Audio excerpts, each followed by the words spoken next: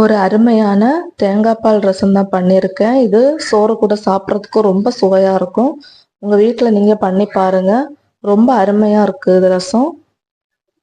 வாங்க இது எப்படி செய்யலாம்னு உங்களுக்கு சொல்லித்தரேன்.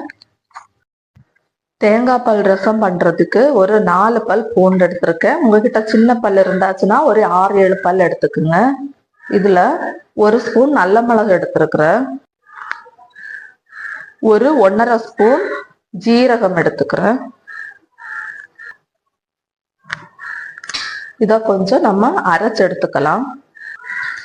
இந்த மாதிரி கொரகொரப்பா அரைச்சு எடுத்திருக்கேன். இப்ப இதுல ஒரு நெல்லிக்காய் சைஸ் புளி எடுத்து கரைச்சு வச்சுக்கலாம். ரசம் பண்றதுக்கு ஒரு 3 ஸ்பூன் எண்ணெய் ஊத்திக்கிறேன். நான் ரசத்துக்கு தேங்காய் எண்ணெய் தான் யூஸ் பண்ணிக்கிறேன். ஏன்னா தேங்காய் பால் ரசம்ங்கிறதுனால தேங்காய் எண்ணெயில யூஸ் பண்ணா இன்னும் கொஞ்சம் டேஸ்ட் கொடுக்கும். 1 ஸ்பூன் கடுகு, ஒரு 4 சின்ன வெங்காயம் சின்ன சின்னதா கட் பண்ணி வச்சிருக்கேன், அதை சேர்த்துக்கணும். கொஞ்சம் கருவேப்பிலை,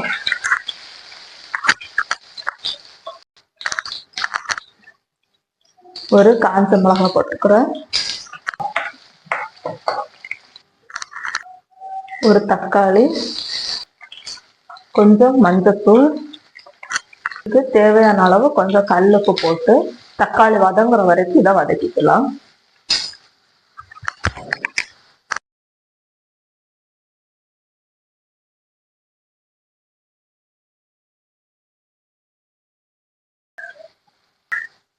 இப்போ ரசத்துக்கு நம்ம பொடிச்சு வச்சிருக்கிற மசாலாவை ஆட் பண்ணிக்கலாம்.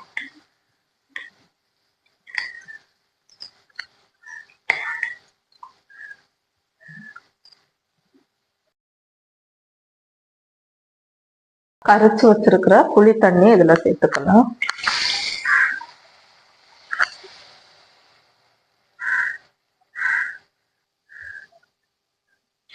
இப்போ இது கொஞ்சம் கொதி வந்ததுக்கு அப்புறம் நம்ம தேங்காய் பாலை இதுல ஊத்திக்கலாம்.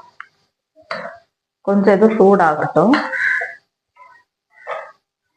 ரசம் இந்த அளவு கொஞ்சம் கொதி வர ஆரம்பிச்சிருச்சு. இப்போ நம்ம தேங்காய் பால் இதுல ஊத்திக்கலாம்.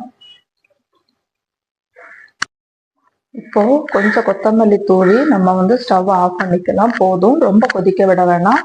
ஸ்டவ் ஆஃப் பண்ணிக்கலாம்.